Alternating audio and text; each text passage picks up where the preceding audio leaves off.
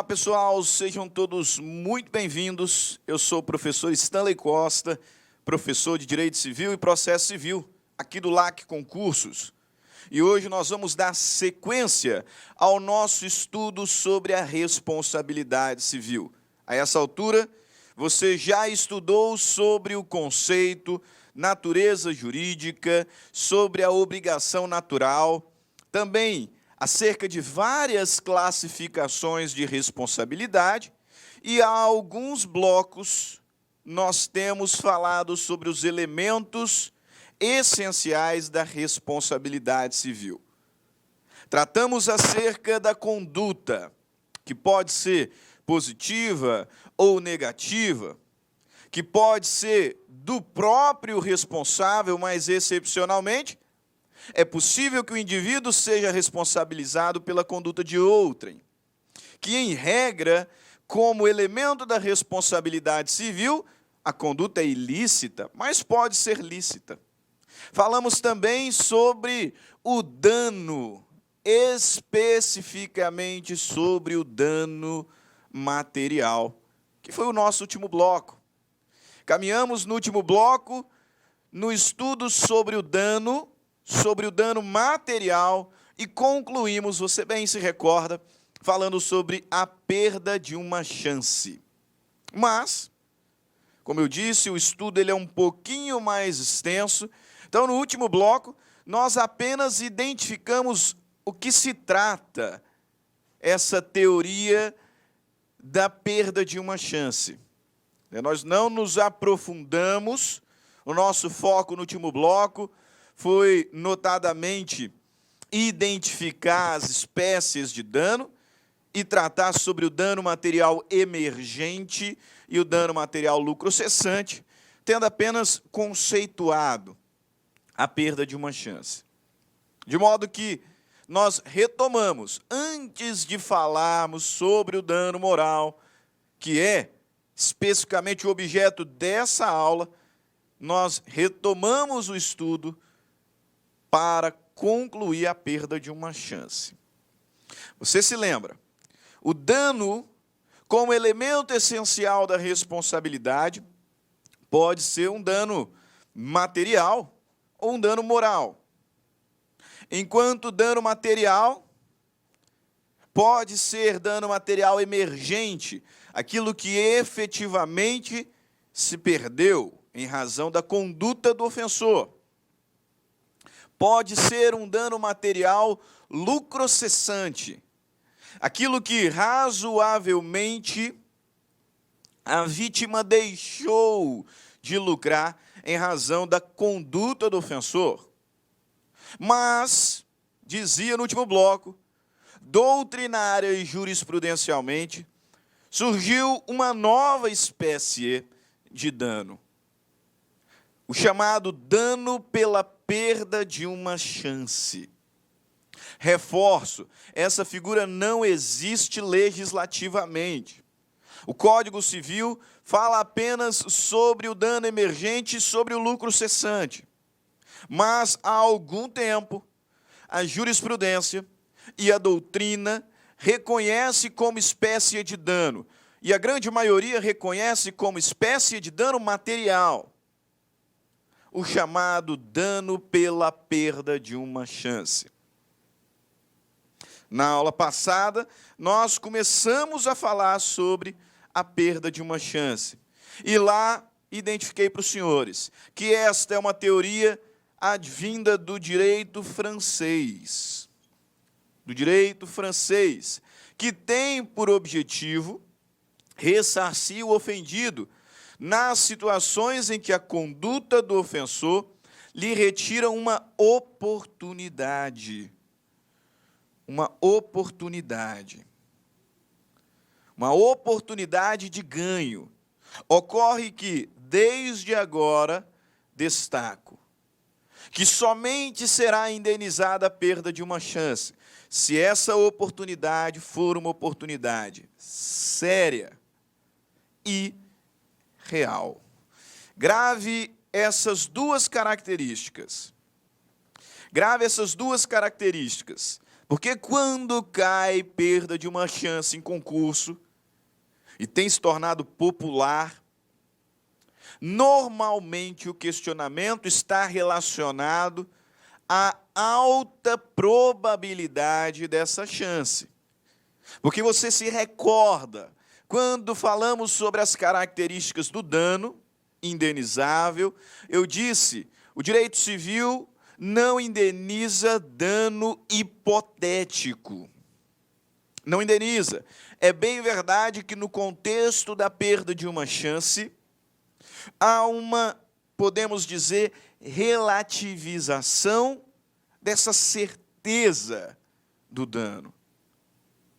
Mas como o direito civil não indeniza dano hipotético, jurisprudencialmente, doutrinariamente, fala-se que a perda de uma chance somente será indenizada se a chance for séria e real. For séria e real. Por isso é que eu compartilho aqui com os senhores as lições dos renomados doutrinadores Cristiano Chaves, Nelson Rosenwald e Felipe Braga Neto, no curso, no Manual de Direito Civil da Juspodium, em que eles dizem o seguinte: a perda de uma chance consiste em uma oportunidade dissipada, uma oportunidade dissipada de obter futura vantagem. E aqui um detalhe que demonstra quão atualizados são esses doutrinadores, porque eles dizem oportunidade dissipada de obter futura vantagem ou evitar um prejuízo em razão da prática de um dano injusto. Grande lição desses três civilistas, do Cristiano Chaves, Nelson Rosenwald e do Felipe Braga Neto, dizendo: a perda de uma chance consiste em uma oportunidade dissipada de obter futura vantagem ou de evitar um prejuízo em razão da prática de um dano injusto. Enunciado 444 do Conselho de Justiça Federal, destacando que essa chance, para ser indenizável, há de ser uma chance real, uma chance séria. Não vai você pensando que a simples perda de uma oportunidade, por conta da conduta de outrem, lhe dá o direito de indenização. Não. Para ser indenizável, a chance perdida tem de ser séria e real. Por isso, o conteúdo do enunciado 444 do CJF. E aí deixa eu só fazer um parênteses. Nesse momento da nossa aula, meus caros, nós vamos visualizar diversos enunciados e diversas súmulas. O estudo da responsabilidade civil, já havia alertado anteriormente, ao contrário das outras matérias do direito civil, é profundamente jurisprudencial e doutrinário. Por isso que, nesse contexto, nós temos que conhecer muito bem os enunciados do Conselho de Justiça Federal, as súmulas do STJ, do STF. E veja bem, isso cai em concurso público. Não é à toa que eu estou compartilhando. Se não, vejamos. Enunciado 444. A responsabilidade civil pela perda de uma chance não se limita à categoria dos danos extrapatrimoniais. Até reforço que boa parte da doutrina entende que é um dano material, limítrofe ali entre dano emergente e lucro cessante. Pois, conforme as circunstâncias do caso concreto, a chance perdida pode apresentar também natureza jurídica de dano patrimonial. E aí conclui, a chance deve ser séria e real, não ficando adstrita a percentuais a priorísticos. A chance deve ser séria e real. Mas, professor, nos dê alguns exemplos para melhor compreendermos a perda de uma chance como espécie de dano indenizável. Nos dê alguns exemplos de danos sérios e reais, de chances sérias e reais que, uma vez perdidas, ensejam indenização. Um dos principais exemplos citados na doutrina está relacionado àquele programa do SBT, provavelmente você se recorda, chamado Show do Milhão. Você se lembra? Programa Show do Milhão, que passava no SBT, era apresentado, inclusive, pelo próprio Silvio Santos, um programa de perguntas e respostas, e ocorreu que, certa edição, uma senhora que participava foi ali respondendo todas as questões, até que ela chegou na questão do milhão. Exatamente.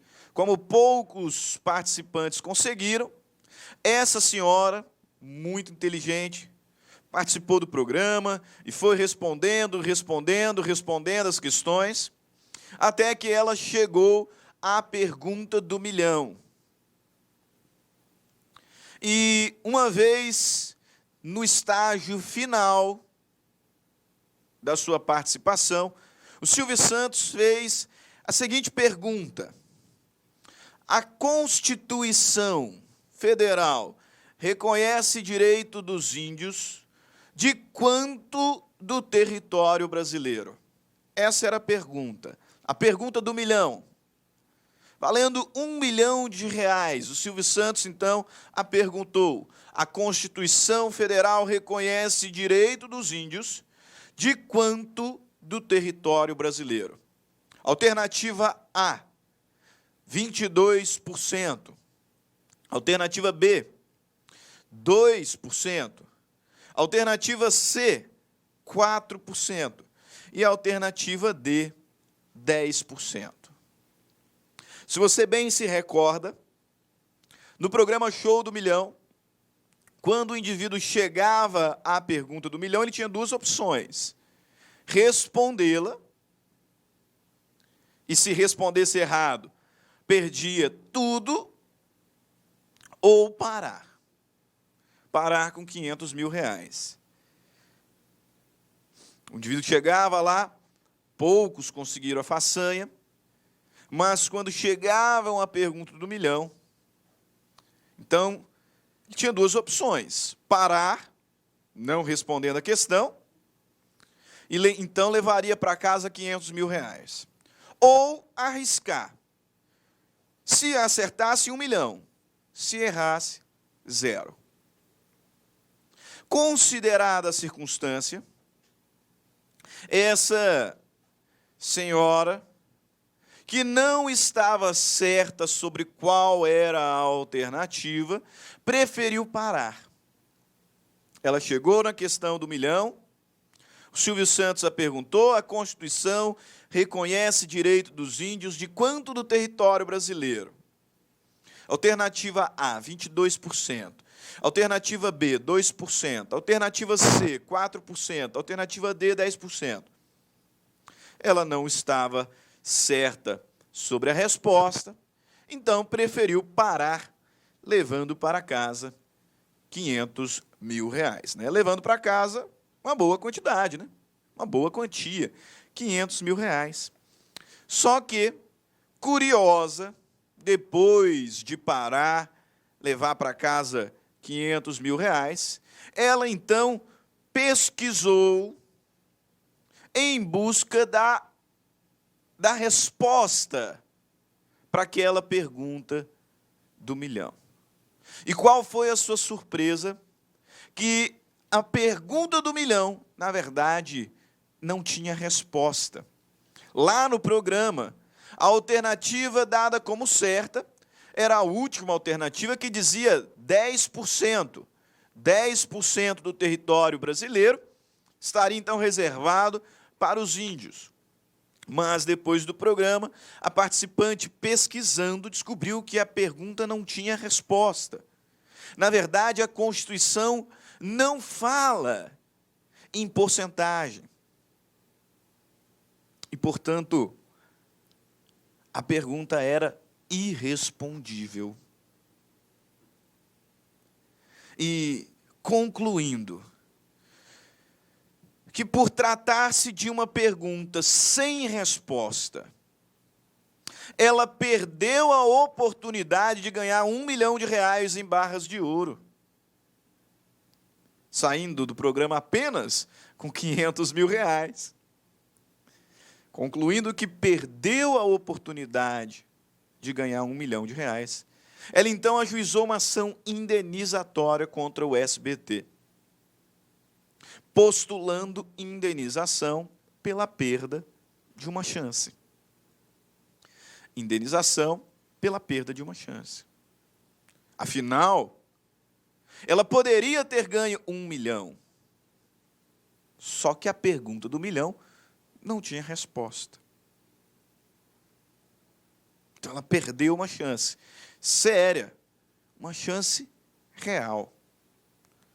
Postulou indenização pela perda de uma chance, ganhou em todas as instâncias.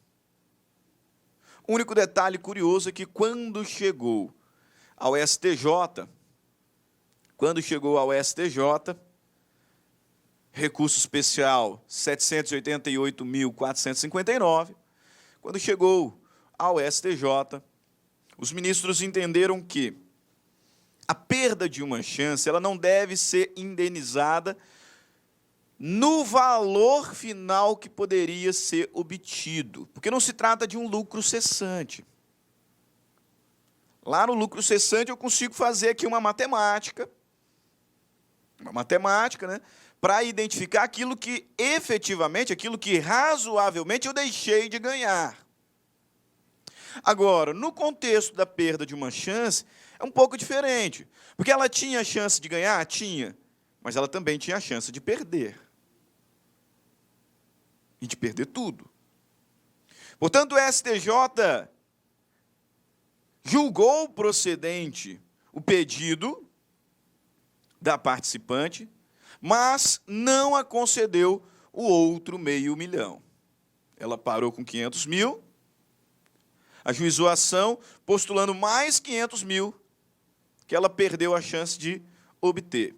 O STJ entendeu, ela tinha chance de ganhar? Tinha, mas ela também tinha chances de não ganhar. E aí, naquele caso, curiosa foi a forma como o STJ estabeleceu o quantum. Porque ele considerou o seguinte, a pergunta do milhão tinha quantas alternativas? 4. 4 alternativas. Beleza.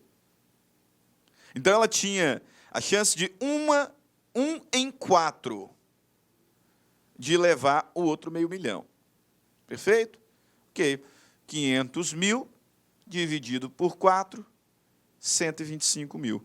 Foi o valor que o STJ deferiu a título de indenização pela perda de uma chance. Ela tinha parado com R$500 mil e levou para casa, por conta da demanda, mais 125 mil. Mais 125 mil pela perda de uma chance. Caso famoso, caso clássico de aplicação da teoria que estamos estudando. Outro exemplo, e esse aqui também muito citado pela doutrina, inclusive cheguei a fazer menção no último bloco, que é a situação do candidato que se dirige para a prova de um concurso público, mas é atropelado. e por algum motivo, né, ele acaba perdendo a oportunidade de prestar o exame. Boa parte dos doutrinadores citam como exemplo esse caso. Eu mencionei, né, disse lá para os senhores que fui aprovado na primeira fase do concurso de magistratura estadual, fui aprovado na segunda fase, estou há um tempão estudando, e quando me dirigia para realizar a terceira fase, a prova oral, que mudaria a minha vida, você, alcoolizado, em altíssima velocidade, fura o sinal vermelho e bate contra o meu carro. Eu sou levado para o hospital, independente do tempo que fico lá ao hospital, fato é que eu perco a prova. E assim perco a chance de ser aprovado. Observe que essa é uma chance séria, uma chance real. Eu disse que já tinha sido aprovado na primeira fase, na segunda fase, eu estava há anos estudando. E estava na última fase para obter a sonhada toga de juiz. E essa chance foi perdida por conta da sua conduta ilícita. E agora vou postular a indenização, além do dano emergente, além de eventual lucro cessante, de dano moral, vou postular a indenização pela perda de uma chance. Aqui eu compartilho com os senhores um caso prático, né, um julgado semelhante a esse. Um julgado proveniente do Tribunal de Justiça do Rio Grande do Sul. Né, o processo está aqui na tela. Nesse caso, o curso preparatório se comprometeu, além de ministrar as aulas, de levar os candidatos ao local de realização da prova. E aconteceu que eles tiveram lá algum problema e chegaram atrasados. Os portões já estavam fechados e os alunos não conseguiram prestar a prova. Já lá, curso preparatório, condenado a pagar indenização pela perda de uma chance, porque havia se comprometido a transportar o aluno até o local da prova. Mas, por sua negligência, isso aqui é muito importante, chegou atrasado ao destino e assim o aluno perdeu o certame. Posteriormente, ajuizou ação indenizatória pela perda de uma chance e obteve êxito. Só que eu insisto que a chance tem que ser séria e real. Por isso que no exemplo que eu citei, estava na última fase.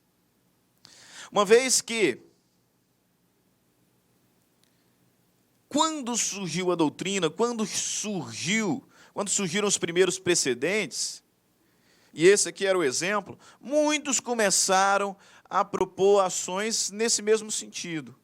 O sujeito estava lá na primeira fase de um concurso com 50 mil candidatos para apenas 10 vagas e não conseguiu prestar a primeira fase, então ajuizava a ação indenizatória pela perda de uma chance. Meu caro, primeira fase, 50 mil candidatos, 10 vagas. Me desculpe, havia a chance de você ser aprovado? Sim. Mas não era uma chance real. Não era uma chance séria.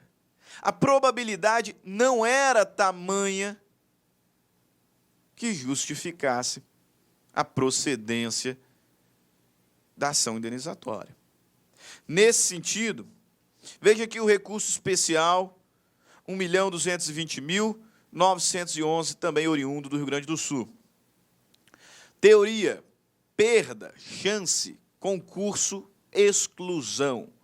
A turma decidiu não ser aplicável a teoria da perda de uma chance ao candidato que pleiteia indenização por ter sido excluído do concurso público após reprovação no exame psicotécnico. Em caso, o candidato recorrente foi aprovado apenas na primeira fase da primeira etapa do certame, não sendo possível estimar a sua probabilidade em ser, além de aprovado ao final do processo, também classificado dentro da quantidade de vagas estabelecidas no edital. Indeferido o pedido. Ok? E mais um exemplo, penúltimo exemplo, né, que também nós temos visto aqui algumas decisões relacionadas à perda de uma chance. Esse exemplo, muito importante para você que é advogado, assim como eu. Nós temos entendido que a perda de prazo que prejudica o cliente pode configurar dano pela perda de uma chance, dano este indenizável. A perda de prazo processual que prejudica diretamente o cliente pode configurar perda de uma chance. E assim sendo, dano indenizável. Compartilho aqui dois julgados. Primeiro, um agravo em agravo, né, do STJ, advogado que perde prazo recursal, pedido de indenização formulado por seu cliente com base na perda de uma chance. Beleza. Só que, mais uma vez, a chance tem que ser séria e real. Há casos e casos. Uma coisa é eu perder o prazo de uma apelação, num caso em que é bem provável a reforma da decisão lá pelo tribunal.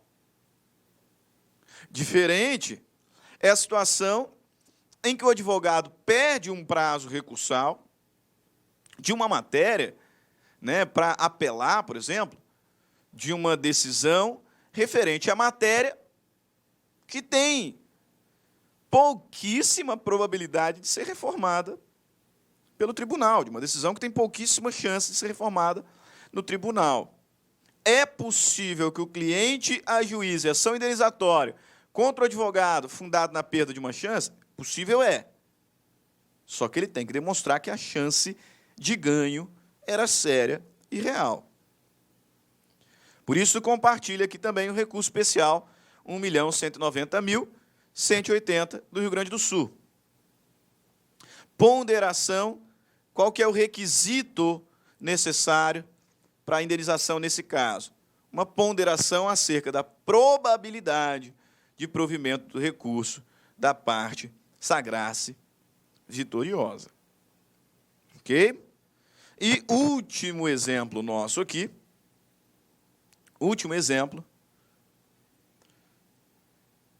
chance de evitar dano.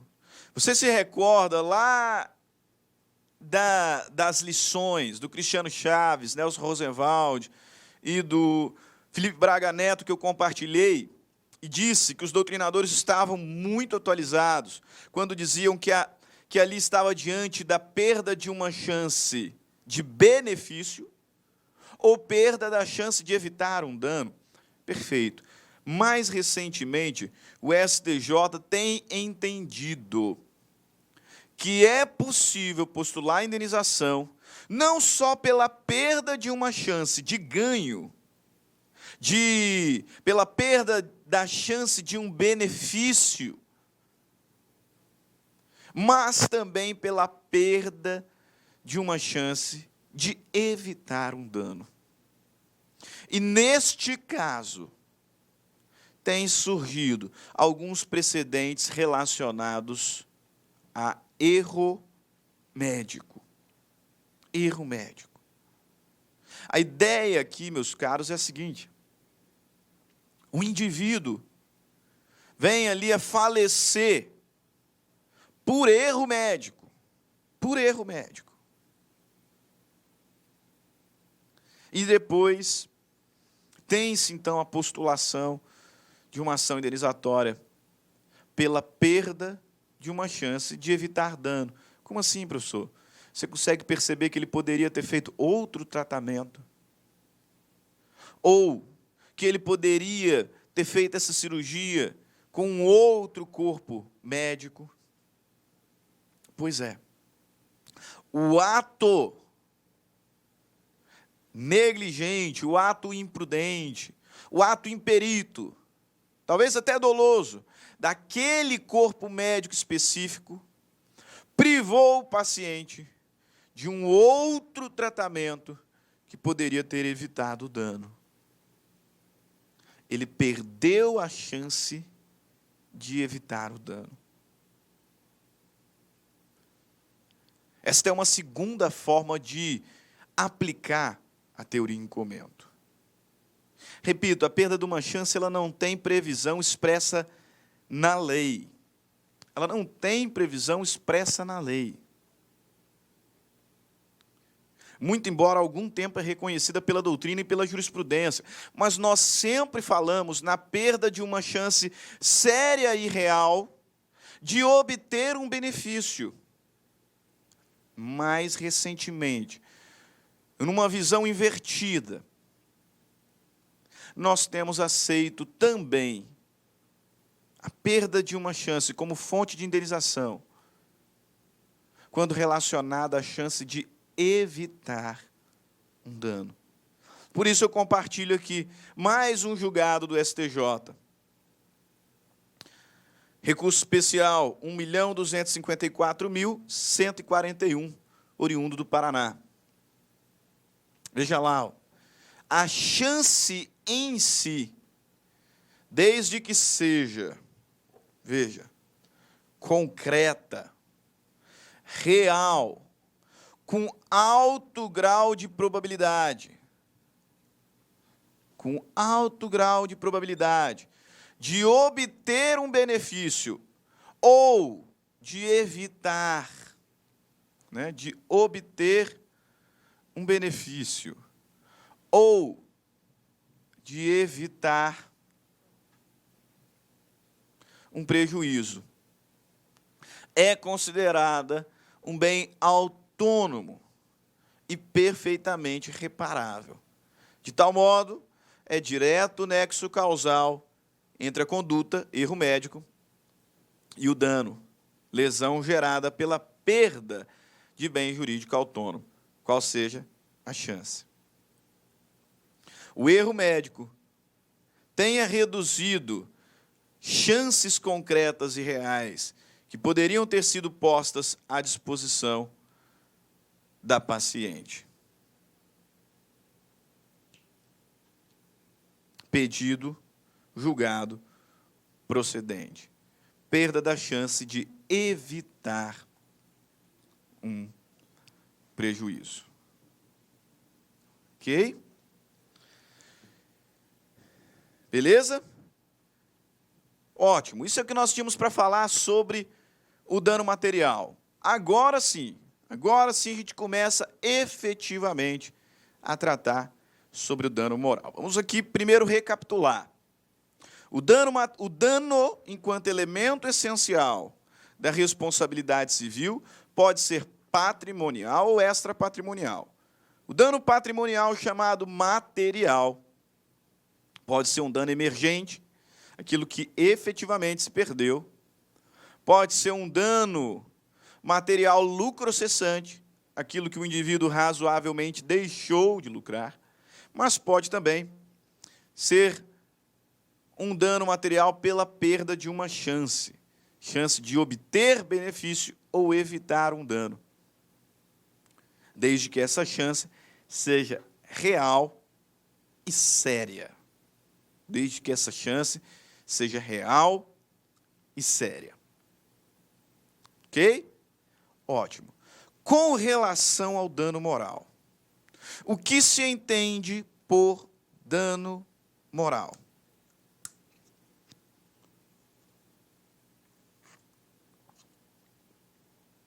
Essa espécie tão famosa,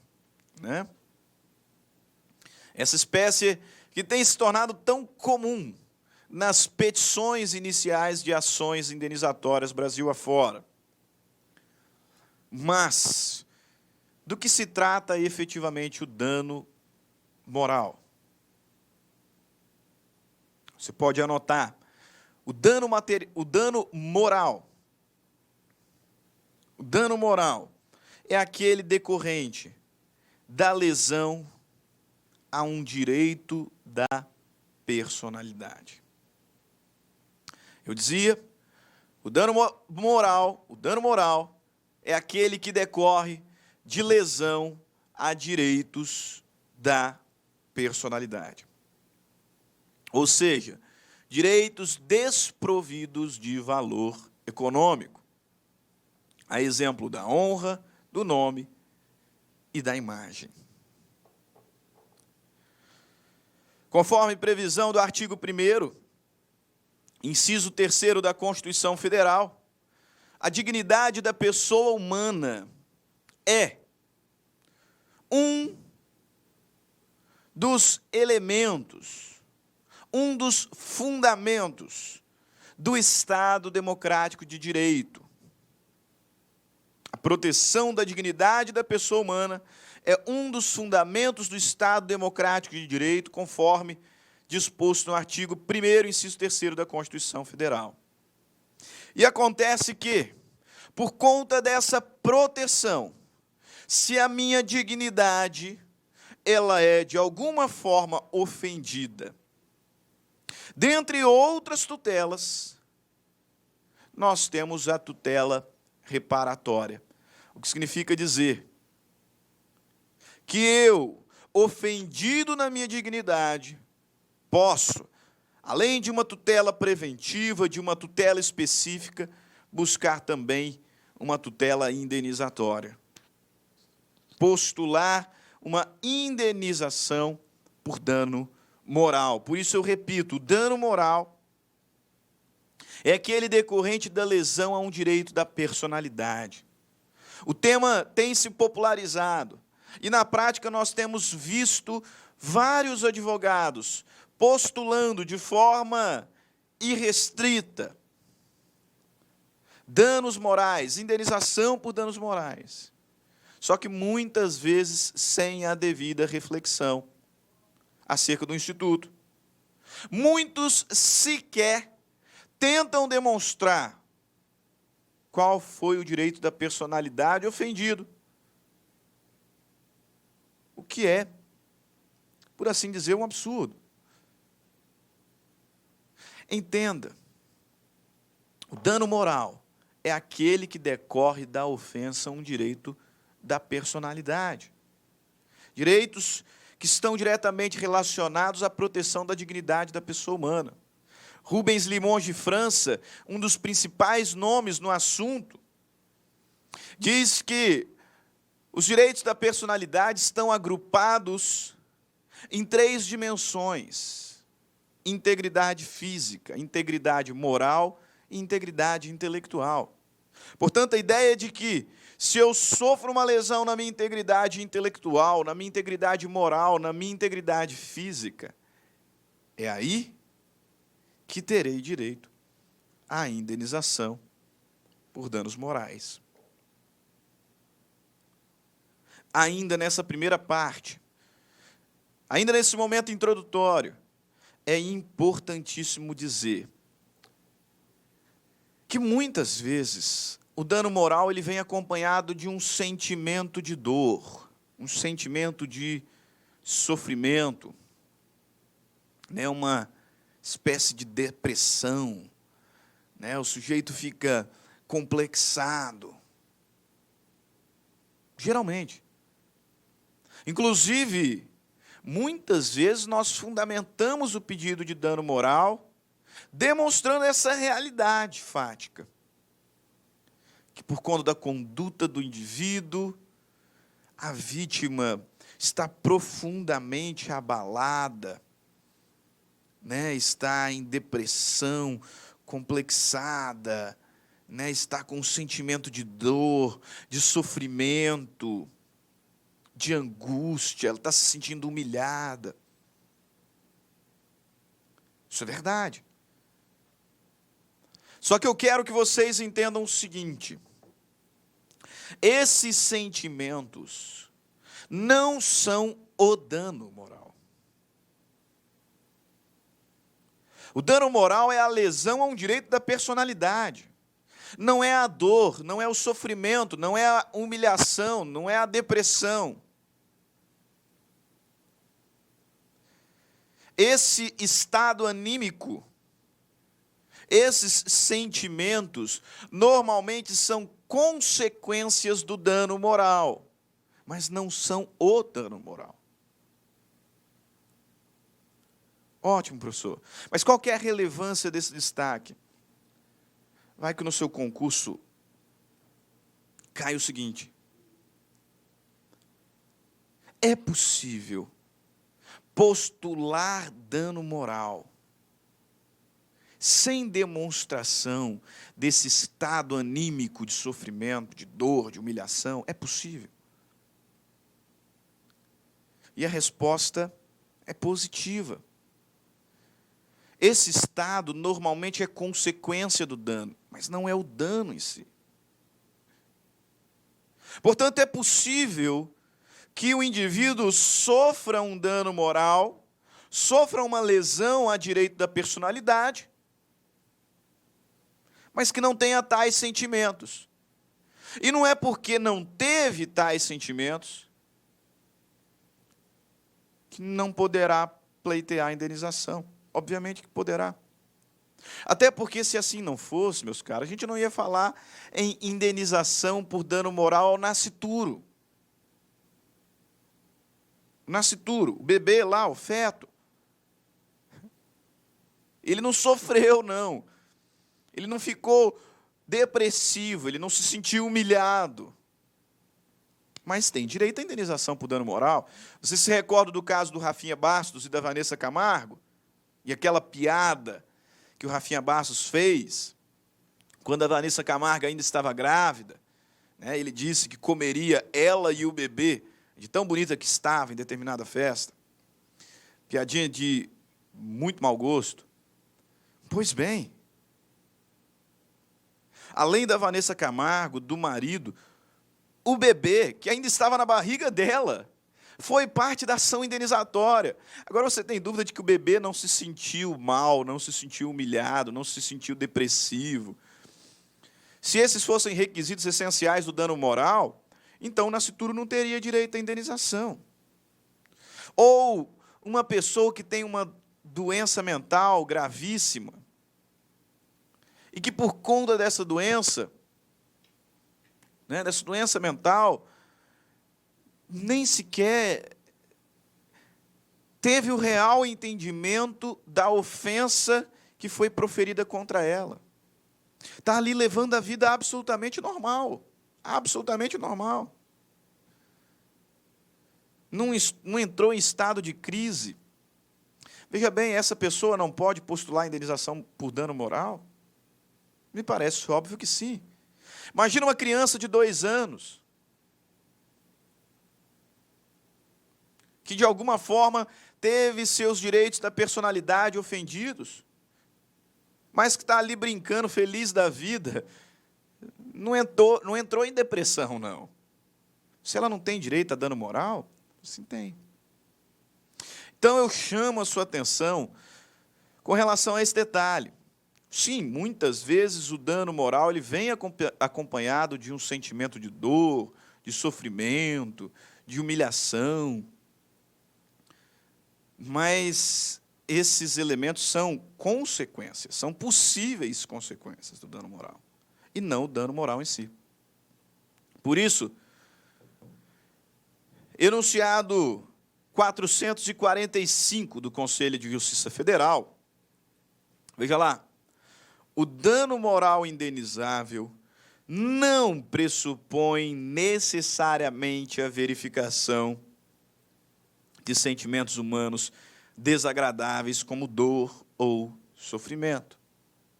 O dano moral indenizável, enunciado 445, não pressupõe necessariamente a verificação de sentimentos humanos desagradáveis como dor ou sofrimento. Chama a sua atenção ainda para o informativo. Informativo tem caído muito em prova, hein? Fique esperto. Informativo 559 do STJ. Já lá, ó. O absolutamente incapaz, ainda quando impassível de detrimento anímico, ainda que impassível desse tipo de sentimento, de dor, sofrimento, humilhação, pode sofrer dano moral.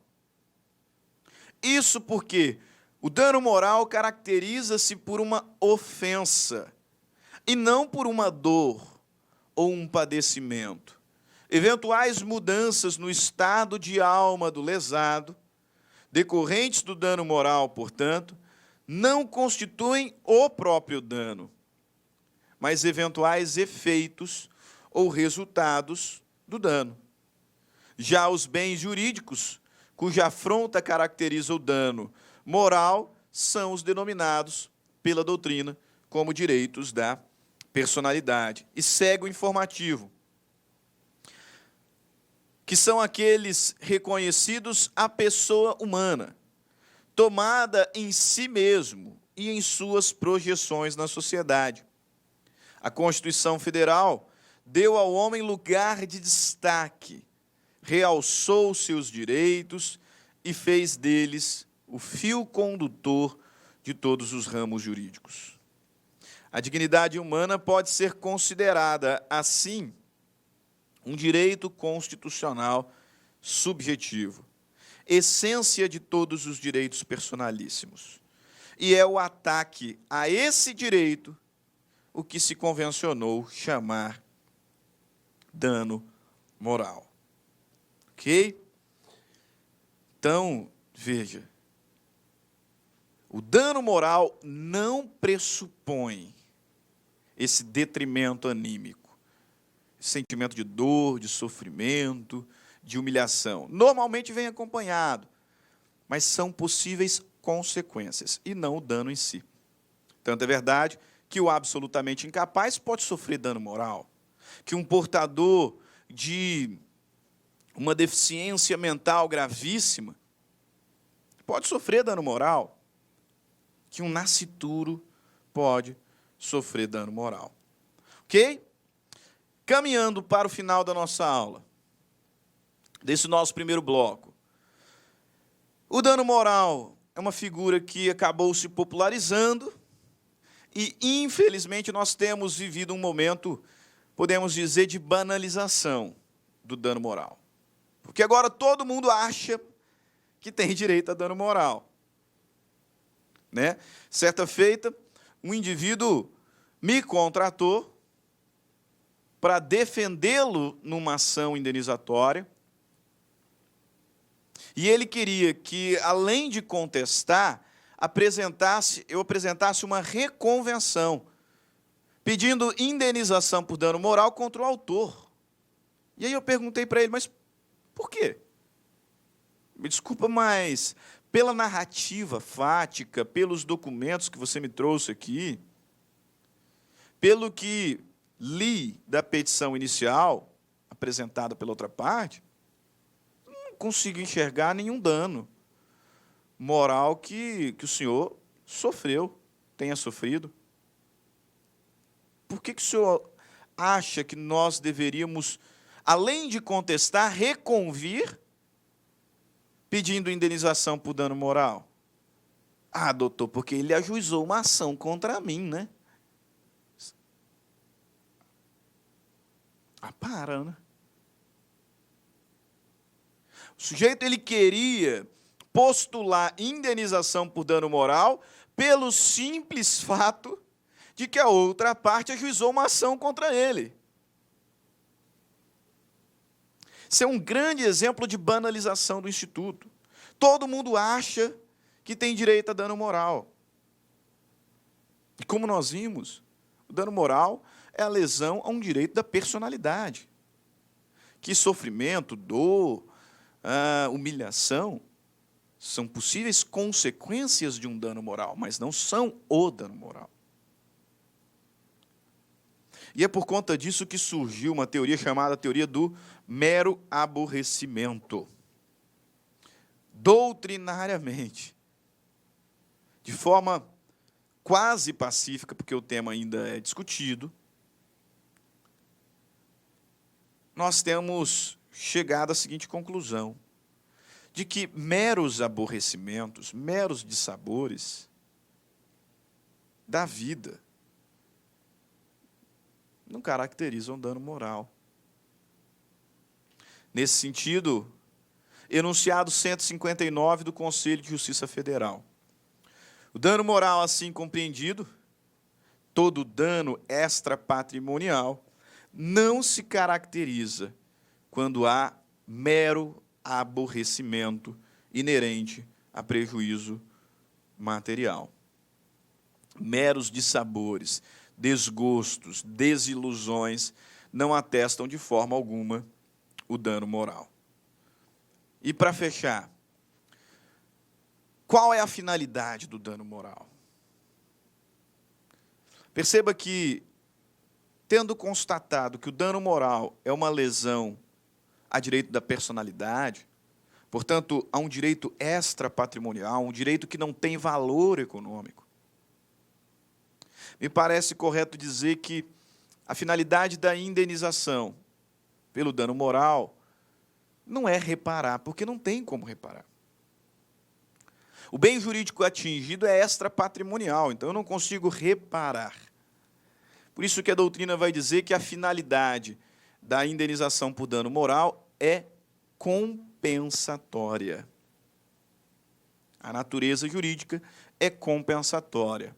E muitos defendem, com os quais concordo, que a finalidade indireta, veja bem, a finalidade precípua da indenização por dano moral é compensar o dano moral sofrido.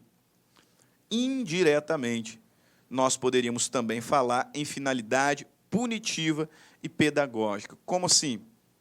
Além de compensar a vítima pelo dano moral sofrido, fazer da indenização paga um desestímulo ao ofensor com relação à possível reincidência. Ou seja, desestimular o ofensor à reincidência. Enunciado 446 do CJF. O artigo 944, caput, o que diz esse artigo? A indenização mede-se pela extensão do dano. Você se recorda, o direito civil não objetiva punir. Por isso que a ideia central da responsabilidade civil é reparar, e, nesse caso, compensar o dano. Por isso que o Código Civil vem e diz, a indenização mede-se pela extensão do dano. Mas essa ideia de finalidade punitiva, pedagógica, que tem sido muito bem aceita, levou o Conselho de Justiça Federal a publicar o enunciado 446, que nos diz o quê? O artigo 944, caput do Código Civil, não afasta a possibilidade de se reconhecer a função punitiva ou pedagógica da responsabilidade civil. Mas concordo com o Luciano Figueiredo e com o Roberto Figueiredo quando dizem, certo, porém, que tal caráter punitivo é meramente reflexo ou indireto. Por quê? Porque o direito brasileiro, para o direito brasileiro, a responsabilidade tem finalidade reparatória e não punitiva. Ok? A finalidade da indenização por dano moral é, principalmente, compensar. Indiretamente, pode também servir para punir e também como um método pedagógico a fim de desestimular o ofensor à reincidência. Ok? Nós vamos parando por aqui esse bloco e continuaremos no próximo bloco ainda falando sobre dano moral. Ok? Até daqui a pouco. Tchau, tchau. Clique like.